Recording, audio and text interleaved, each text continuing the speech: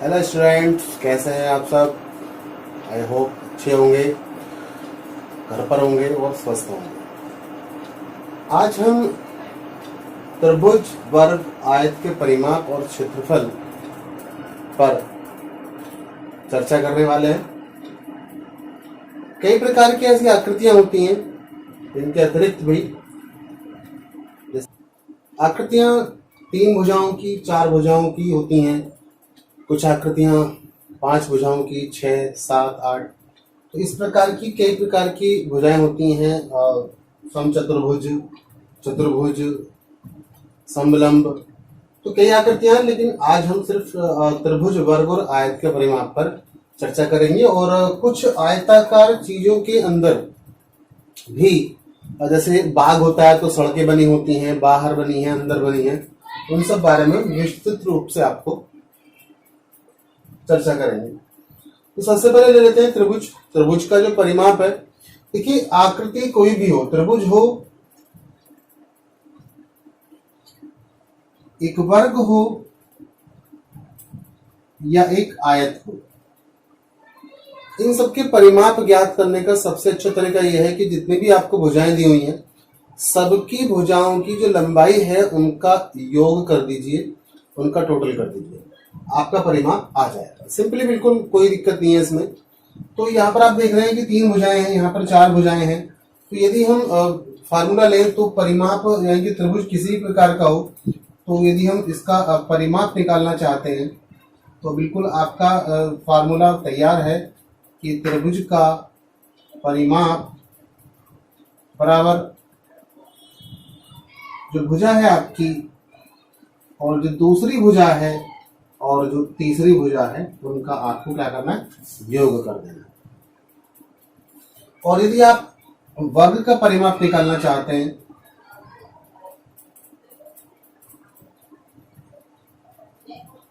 तो 1, 2, 3, 4 कि वर्ग क्या होता है, वर्ग की 4 भुजाएं बराबर होती है। जो वर्ग की 4 भुजाएं बराबर होती हैं तो जो एक नाप भुजा प्लस भुजा प्लस भुजा प्लस प्लस भुजा, यानी कि कितनी भुजाएं होती हैं, 4 भुजा हो जाती है। तो 4 गुणा भुजा, यानी कि आप 4 से उनकी मल्टीप्लाई कर दीजिए तो आपका भुजा आ जाएगा, तो ये परिमाप आ जाएगा। जब आप आयत की बात करते हैं,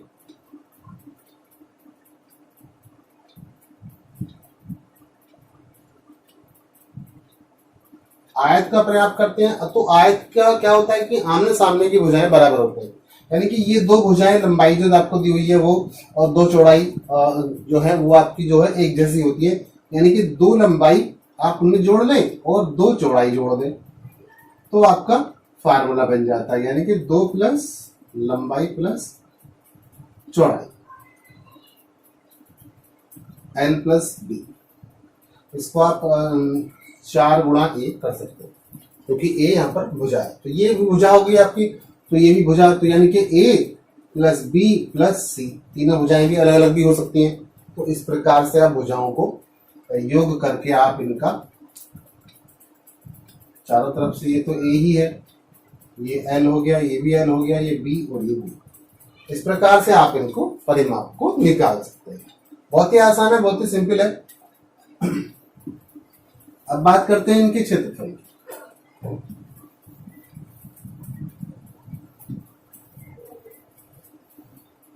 क्षेत्रफल जो होते हैं त्रिभुज, वर्ग, आयत और परिमाप के, इनके क्षेत्रफल निकालने के लिए आपको कुछ फार्मूले लिखने पड़ेंगे, याद करने पड़ेंगे, मेमोराइज करना होगा उन्हें।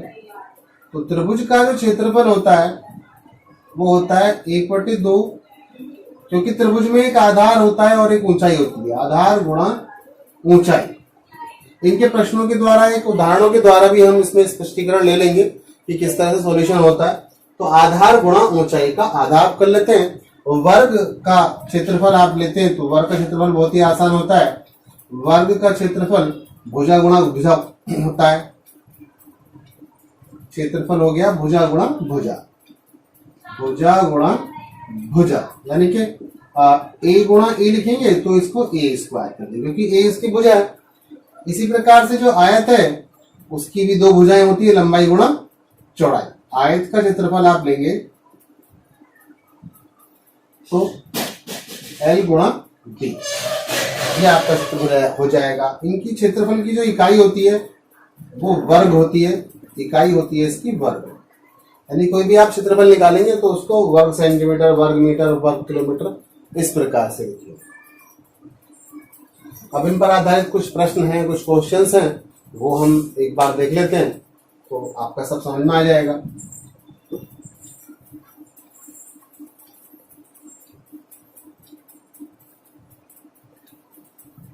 देखिए, everything will be depend on your practice. आपकी प्रैक्टिस पर निर्भर करता है, आप कितना अभ्यास करते हैं इस बात पर डिपेंड करता है।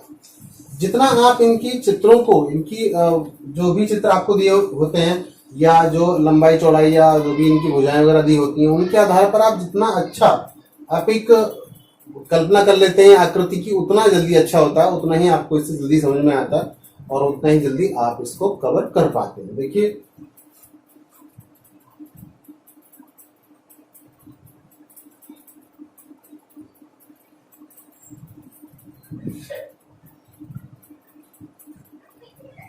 एक त्रिभुज का आधार 8 सेंटीमीटर तथा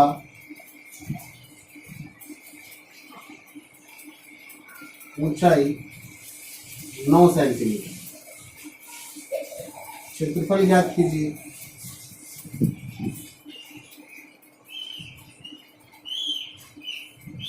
यहाँ पर हमें ये नहीं पता है कि ये जो आपको आकृति दी हुई है, त्रिभुज की जो आकृति है, किस प्रकार का त्रिभुज है। तो हम सिंपली मान लेते हैं कि एक त्रिभुज है जिसका ये आधार है ए बी, उसने 8 सेंटीमीटर दिया है और इसकी जो ऊंचाई है, यानी कि ऊंचाई तो यहां से लगेगी, आप यहां से भी लगा सकते हैं इसको, ये इसकी 9 सेंटीमीटर है। हमारे पास आधार भी है, ऊंचाई भी है। क्षेत्रफल निकालने के लिए आप सिंपली अपना जो फार्मूला भी आपको बताया था कि त्रिभुज का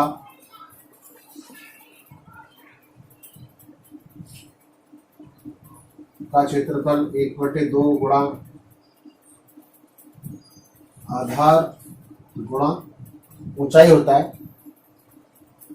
1/2 गुणा 8 गुणा 9। जो कट सकता है काट लीजिए, 36। इकाई मैंने आपको बताई है अभी भी, वो वर्ग सेंटीमीटर वर्ग में होती है। आप इसे ऐसे भी लिख सकते हैं, सेंटीमीटर का स्क्वायर। तो इस तरह से आप इसको निकाल सकते हैं। त्रिभुज के आधार पर आप इसकी गणना कर सकते हैं, क्षेत्रफल की गणना हो जाती है। एक त्रिभुज की ऊंचाई 4 सेंटीमीटर और आधार 6 सेंटीमीटर है। इसका परिमाप ज्ञात करना है। एक त्रिभुज दिया हुआ है,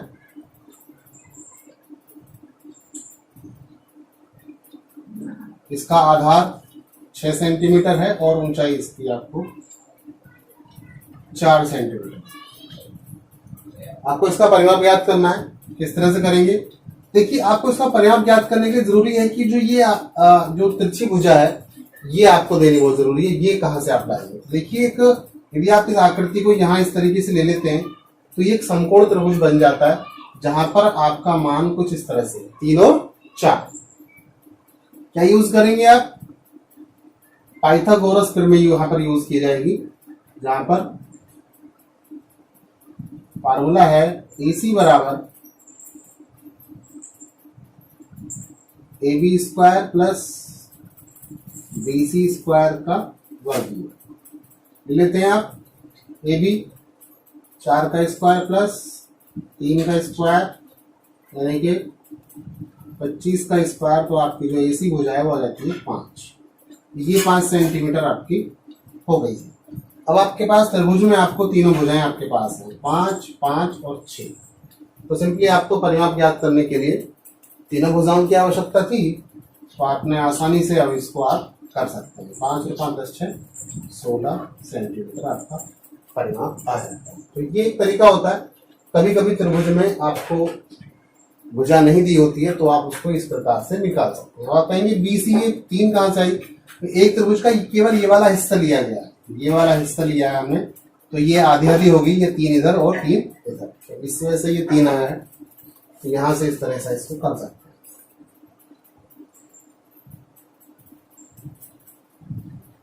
त्रिभुज में मैंने आपको पहले ही बताया था कि जो पाइथागोरस है वो बहुत ही इंपॉर्टेंट है। इस पाइथागोरस प्रमेय को आप लोग अच्छी तरह से माइंड में रखें, क्योंकि जैसे ही समकोण त्रिभुज आता है, समकोण आते ही आपको यहाँ पर ये अप्लाई कर देना होता है यदि भुजाओं की लंबाई आपको निकालनी होती है तो पाइथागोरस प्रमेय इज वेरी वेरी इंपॉर्टेंट। तो ये मैंने आपको ट्रिग्नोमेट्री का जब चैप्टर दिया था, टॉपिक दिया था, वहाँ पर भी बताया गया है। उसका लिंक भी मैंने डिस्क्रिप्शन में दिया हुआ है, आप वहाँ से इसको देख सकते हैं। तो अब आता है आपका वर्ग।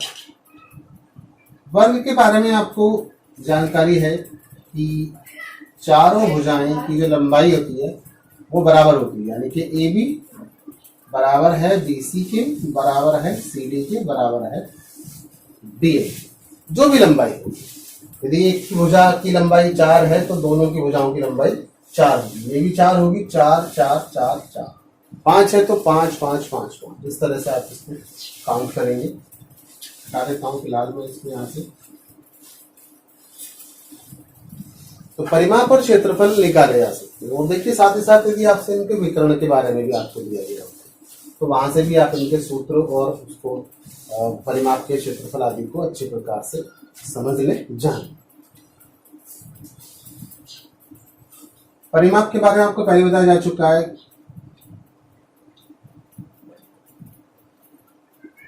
एक वर्ग की भुजा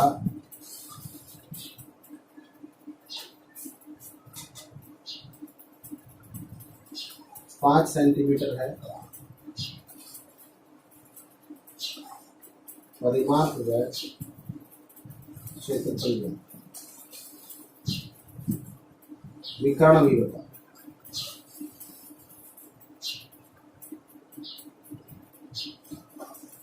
अच्छी तरह से देख लीजिएगा कि परिमाप बिल्कुल क्लियर है। परिमाप बराबर चारों भुजाओं का योगफल होता है, 4 पंजे 20 सेंटीमीटर हो गया। बिल्कुल शॉर्ट में करेंगे, फार्मूले हम पहले ही लिख चुके हैं, फार्मूले दोबारा लिखने की जरूरत नहीं है। क्षेत्रफल के लिए आपको भुजा गुणा भुजा यानी कि भुजा का स्क्वायर होता है, ए स्क्वायर यानी कि 5 गुणा 5 अर्थात 25 सेंटीमीटर स्क्वायर या वर्ग सेंटीमीटर स्क्वायर। आपको पहले बताया जा चुका है कि इसकी जो इकाई है वो वर्ग है। उसके बाद आती है विकर्ण की बात। तो विकर्ण बिल्कुल आपको यहाँ पर मैं क्लियर कर देता हूँ कि जैसे वर्ग है तो ये एक विकर्ण है। किसी भी चतुर्भुज में जो 4 भुजाओं की आकृति होती है, चाहे वो समलंब हो, समचतुर्भुज हो, तो उसमें 2 ही विकर्ण होते हैं। अब देखिए ए बी सी और डी, ध्यान से देख लेते हैं। ए बी सी डी जो आपको 2 विकर्ण दिए हुए हैं और ये यहाँ एक दूसरे को समकोण पर ही काटेंगे, यानी कि 90 डिग्री पर ही काटेंगे। तो 90 डिग्री पर कटते ही आपको अच्छी तरह से पता है कि फिर तो फार्मूला कौन सा लग जाना है, वही पाइथागोरस, वही लगेगी, पाइथागोरस प्रमेय ही लगेगी। तो हम जरा चेक कर लेते हैं एक बार फिर से, आपको आकृति बना करके मैं दिखा देता हूं और उठाता हूं इसको किस तरह से लेना है। देखिए जब मैं इनको प्रमेयों को इसको इस तरह से खींच रहा हूं तो मेरे पास अब ये जो एक टुकड़ा है, इसको देख लीजिए, इस एक टुकड़े को मैं ले लेता हूं। तो ये क्या बन गया है, समकोण त्रिभुज बन गया। समकोण त्रिभुज में आपके पास केवल ये वाली भुजा है, कितनी दी हुई है आपको, 5 दी हुई है। तो आपको इनके विकर्ण ज्ञात करना है, क्योंकि 5 5 5 और 5 हो जाए। तो आप विकर्ण ज्ञात करने के लिए आप इसको यहां से भी, यदि मुझे विकर्ण ये ज्ञात करना है तो मेरे पास मैं देख रहा हूं कि BDC एक क्या बन गया है, एक समकोण त्रिभुज बन गया है BDC, जहां पर मुझे 2 भुजाएं ज्ञात है। तो मुझे यहाँ पर एक त्रिभुज के आधार पर, यदि मैं इसको इस प्रकार से बना लेता हूँ, 5 और 5, मुझे कर्ण के बारे में पता करना है। तो अभी फार्मूला आपको बताया था कि AC बराबर BC स्क्वायर बराबर AB स्क्वायर का वर्गमूल, यानी कि 5 का प्लस 5, तो 25 प्लस 25 यानी कि 50 का वर्गमूल। 50 का वर्गमूल कितना होगा, इसे गुणनखंड कर लेते हैं, 2 गुणा 5 गुणा 5, ये तो बाहर आ जाएगा, लेकिन इसका जोड़ा नहीं बन पाया है, इसलिए इसका विकर्ण होगा 5√2। तो आपने देखा वर्ग में हमने आपको 5 सेंटीमीटर भुजा दी हुई है, परिमाप भी निकाला है, क्षेत्रफल भी निकाला है और विकर्ण भी आपको निकाल करके दिखाया है। तो इस तरह से आप इनके विकर्णों को निकाल सकते हैं। अब प्रश्न आता है कई बार कि यदि आपको विकर्ण दिया हुआ है, नोट करें, यदि किसी भी आकृति के कई बार क्या होता है कि विकर्ण दिए होते हैं, केवल आपको एक विकर्ण दिया हुआ है, तो मैं आपको बता दूं कि ये विकर्ण और ये विकर्ण दोनों की लंबाई सेम होती है, क्योंकि ये वर्ग है, वर्ग के दोनों विकर्णों की लंबाई सेम होती है। आयत के दोनों विकर्णों की लंबाई सेम होती है, और आयत हो या विकर्ण हो, इन दोनों के ही जो एक दूसरे को ये लोग ये दोनों ही विकर्ण एक दूसरे को समकोण पर काटते हैं। इसी प्रकार से समलंबी होता है या समचतुर्भुज या समांतर चतुर्भुज होता है, वहां पर भी दो ही एक आकृति में विकर्ण होते हैं और वो भी एक दूसरे को समकोण पर ही काटते हैं, लेकिन उनकी जो लंबाइयां हैं वो अलग अलग होती हैं। अब देखिए, यदि आपको विकर्ण दिया हुआ है तो आपको क्षेत्रफल किस प्रकार से निकालना है? तो क्षेत्रफल निकालने का तरीका ये होता है, 1/2 गुणा जो आपको विकर्ण दिया हुआ है उसको डी बोलते हैं, तो डी गुणा डी, यानी कि विकर्ण गुणा विकर्ण का आधा कर देते हैं, तो भी आपका क्षेत्रफल ज्ञात हो जाता है।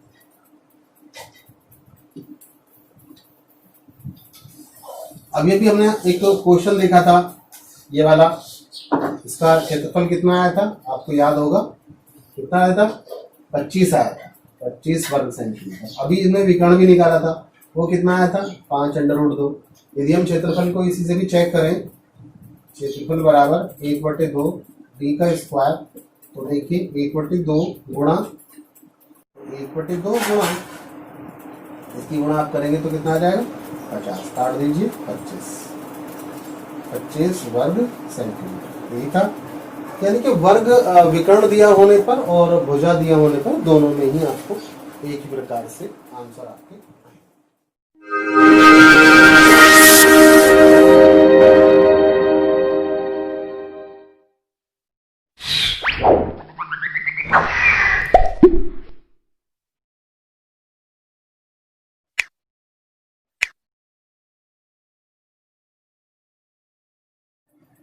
आया।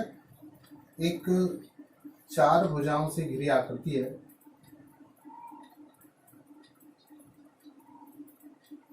लंबाई और चौड़ाई।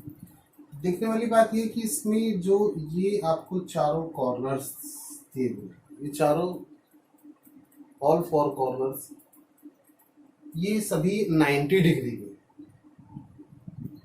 यानी कि समकोण है। तो एक पहचान तो इसकी ये होगी कि आमने सामने की भुजाएं बराबर हैं। दूसरी बात, चारों जो एंगल हैं वो समकोण हैं, और इनको जो दो विकर्ण होते हैं वो एक दूसरे को समकोण पर ही काटते हैं। इसलिए इसमें कभी कभी पाइथागोरस प्रमेय लगाने की आवश्यकता पड़ जाती है। इसका परिमाप के बारे में आपको बताया गया, फार्मूला बताया गया था, सभी भुजाओं का योग, यानी कि आप लंबाई प्लस लंबाई कर दे, उसमें चौड़ाई प्लस चौड़ाई कर दे, इस तरह से फार्मूले बनाए जाते हैं। देखिए, तो 2 लंबाई हो गया है और 2 ही चौड़ाई हो गई, तो 2 आप कॉमन ले लेंगे तो l प्लस बी का डबल हो जाता है, यानी कि आप दोनों लंबाई और चौड़ाई, इसकी लेंथ और ब्रीथ को आप दोनों को ऐड करके डबल कर दीजिए तो आपका परिमाप आ जाता है। क्षेत्रफल के लिए आपको बताया गया है लंबाई गुणा चौड़ाई, दोनों को मल्टीप्लाई करते हुए ये आपका आ जाए। इसका विकर्ण जो डी निकालना होता है, विकर्ण, इसके लिए आपको बताया गया था l² प्लस b² का रूट कर देते हैं, यानी कि पाइथागोरस प्रमेय यहाँ पर लागू हो जाती है। अब दोस्तों, इसमें सिंपली क्वेश्चंस जो होते हैं वो कोई भी कर सकता है, परिमाप निकाल सकते हैं, क्षेत्रफल निकाल सकते हैं, लेकिन कई बार कुछ मैदान, बाग, इस तरह के क्वेश्चंस दे देते हैं और उनके बाहर या अंदर या बीचों बीच इस प्रकार से कुछ रास्ते दिए गए होते हैं, उन रास्तों का क्षेत्रफल ज्ञात करवाता है, या फिर उन रास्तों पर कुछ ईंटें बिछवानी है, उनका कुछ क्षेत्रफल निकलवाना होता है, खर्चा निकलवाना होता है। तो उस तरह के क्वेश्चंस होते हैं। अब देखिए आपको एक आयत है, एक आयत दिया हुआ, रेक्टेंगल दिया हुआ है, उसकी आपको लंबाई दी हुई है 50 मीटर, ब्रीथ आपको दी हुई है 25 मीटर। आपसे कहा गया कि परिमाप निकालिए, क्षेत्रफल निकालिए। तो सिंपली अभी आपने जो फार्मूले देखे हैं उनके बेस पर आप इनको इजीली निकाल सकते हैं। परिमाप से आपसे कहा गया है कि L प्लस B दोनों को जोड़ करके उनका डबल करना है।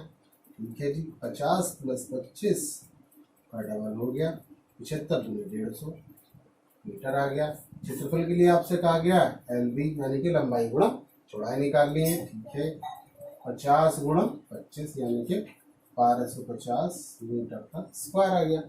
तो ये सिंपली क्वेश्चंस है, इनको आप बहुत ही इजीली आप आसानी से कर सकते हैं। इनमें कोई बहुत बड़ी बात नहीं है, लेकिन जब आपसे रास्तों के क्षेत्रफल की बात पूछी जाए, उनसे व्यय के एक्सपेंसेस की बात की जाए, तब आपको क्वेश्चंस को थोड़ा सा देखना होता है कि आप किस तरह से उन क्वेश्चंस को करते हैं। देखिए आपको चित्र के माध्यम से दे देता हूँ। ये एक आयत दिया हुआ है, आपसे कहा हुआ है कि ये 55 मीटर है और ये आपका 45 मीटर। तो ये आपको दिया हुआ है और रास्तों के बारे में आपको बता दूं कि बाहर रास्ता दिया हुआ है 2.5 मीटर चौड़ा है, यानी कि एक रास्ता बना हुआ है इसके बाहर की ओर, और इस रास्ते की जो चौड़ाई है वो है 2.5 मीटर, 2.5 मीटर। 55 पहले से अंदर वाला जो एक रेक्टेंगल है, और अब एक और बाहर एक और रेक्टेंगल बनेगा। देखिए 2 रेक्टेंगल बन जाते हैं। जब 2 आयत बन जाते हैं तो आपको बहुत ही आसान हो जाता है कि 2 आयत, यानी कि जो बड़ा वाला आयत है उसमें से आप छोटे वाले आयत को, उसके जो क्षेत्रफल एरिया है उसको आप माइनस कर दीजिए, आपका केवल जो रास्ता है उसका ही क्षेत्रफल बचेगा। तो हम जरा देख रहे हैं कि 2.5 जब यहाँ पर है तो यहाँ पर भी तो 2.5 यानी कि 2.5 मीटर ही हो गया। तो 55 और 2.5 यानी कि 5 हो गया। तो जो बाहर का जो लंबाई है वो 55 और 5 ये 60 हो जाती है, 60 मीटर। और इसी तरीके से ये जो 2.5 यहाँ बढ़ गया 45 और 5, यह बाहर वाली जो हो जाती है आपकी 50 मीटर हो जाती है। अब आपको रास्ते का क्षेत्रफल निकालना है, इजीली निकाल सकते हैं। रास्ते का क्षेत्रफल यानी कि बाहरी आयत का क्षेत्रफल माइनस अंदरूनी आयत का क्षेत्रफल आपका निकल आएगा 60 गुणा 50, और अंदर का जो क्षेत्रफल है वो हो जाता है 55 गुणा 45। ठीक है जी। अब आपको इसको मल्टीप्लाई कर देना है। इसे आप करेंगे 3000 माइनस इसकी मल्टीप्लाई आप इसमें कर दीजिए, तो 3000 माइनस 2475, ये आपका बच जाता है 525 मीटर वर्ग मीटर। ये जो रास्ता आपको दिया गया था, ये रास्ता, इसका क्षेत्रफल है 525 वर्ग मीटर। अब यदि आपसे इसको एक्सपेंसेस में कहा गया कि 10 रुपये पर वर्ग मीटर के हिसाब से आपको खर्चा आ रहा है, किसी भी काम को उसमें कुछ लगाना है, सजावट करवानी है, तो सिंपली कितना खर्चा होना है, तो 525 गुणा 10 आप सिंपली रेट में मल्टीप्लाई कर दीजिए, तो आपका एक्सपेंसेस भी आ जाएगा। तो इस तरह से आप इसके बाहर की तरफ को आपको देखा है, आपने एरिया निकाला है। अभी मैं आपको दिखाता हूँ कि यदि अंदर कोई एरिया बना हुआ है तो आप उसे किस तरह से करते हैं। बहुत ही सिंपली क्वेश्चंस होते हैं और आसानी के साथ हो जाते हैं। 1-2 क्वेश्चंस इस प्रकार का सभी प्रकार की जो परीक्षाएं होती हैं उनमें जरूर देखा जाता है। एक आयत तो यहाँ पर हमें दिया हुआ है 20 मीटर और 15 मीटर, और हमसे कहा जाता है कि जो अंदर की तरफ को जो रास्ता बना हुआ है वो अंदर की तरफ को बना हुआ है, यानी कि 2 मीटर 2 मीटर 2 मीटर और 2 मीटर चौड़ा रास्ते। सो सिंपली आप यहाँ पर भी आप देख रहे हैं 2 ही आयत बने हैं, एक बाहर की तरफ और एक अंदर की तरफ है। यहाँ भी आपको सेम फार्मूला यूज करना है कि आपको जो अंदर की जो ये लाइन है, जो ये लंबाई है, ये कितनी रह गई है 20, और 2 यहाँ से काट दीजिए, 2 यहाँ से काट दीजिए, 16 रह जाते हैं। 15 है, 4 यहाँ से कट जाएगी, ये 11 रह जाएगी। तो आपको करना क्या है, सिंपली बिल्कुल ठीक है, आप बिल्कुल सही सोच रहे हैं कि बाहर का जो आयत है उसका क्षेत्रफल निकाल लीजिए, माइनस कर दीजिए जो अंदर का क्षेत्रफल है 16 गुणा 11। अब आप आसानी से निकाल सकते हैं 300 माइनस 176, और इसमें से इसको माइनस कर दीजिए 124 मीटर स्क्वायर। इसका जो है वो आपका एरिया आ जाए। सिंपली है, कोई इसमें बहुत ही कठिन बात नहीं है।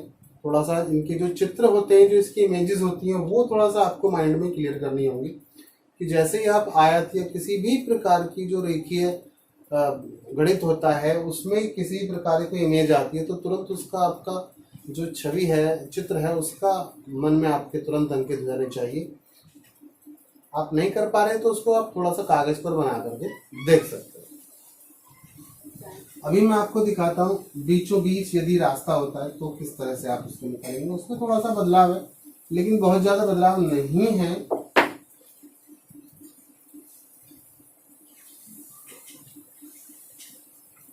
ये देखिए, एक आयत है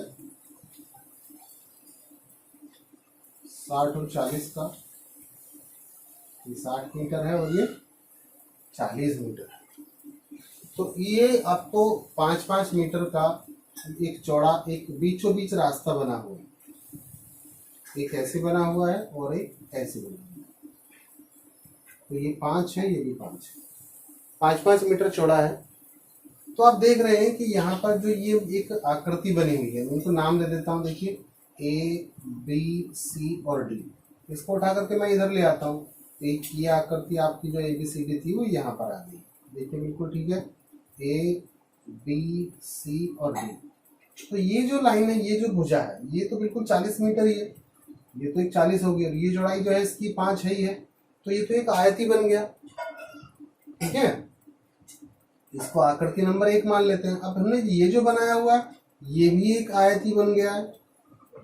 इसकी जो लंबाई है वो 60 हो गई है, ये 60 है और ये 5 है, तो ये भी तो एक आयत ही बन गया है ABCD। तो 2 आयत बन चुके हैं, तो इन्हीं का तो क्षेत्रफल उसने पूछा है। तो इसका क्षेत्रफल और इसका क्षेत्रफल दोनों को जोड़ देते हैं। तो इसका क्षेत्रफल आप निकाल लीजिए 60 गुणा 5, 300 ये आ गया। इसका आप निकाल लीजिए 40 गुणा 5,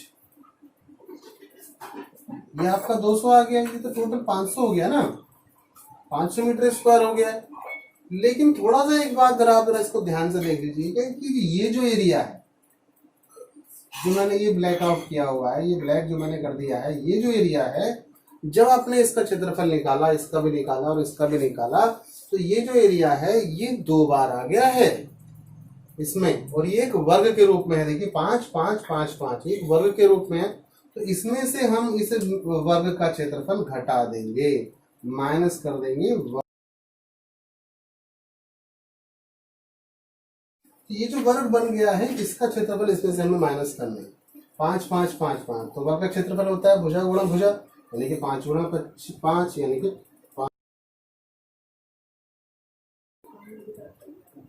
25। कितना रह गया 475। ये आपका क्षेत्रफल इस रास्ते का है। थोड़ा सा दूसरे प्रकार के जो पीछे प्रश्न आपको बताए हैं उनसे थोड़ा सा अलग है, लेकिन ये बिल्कुल फिट है।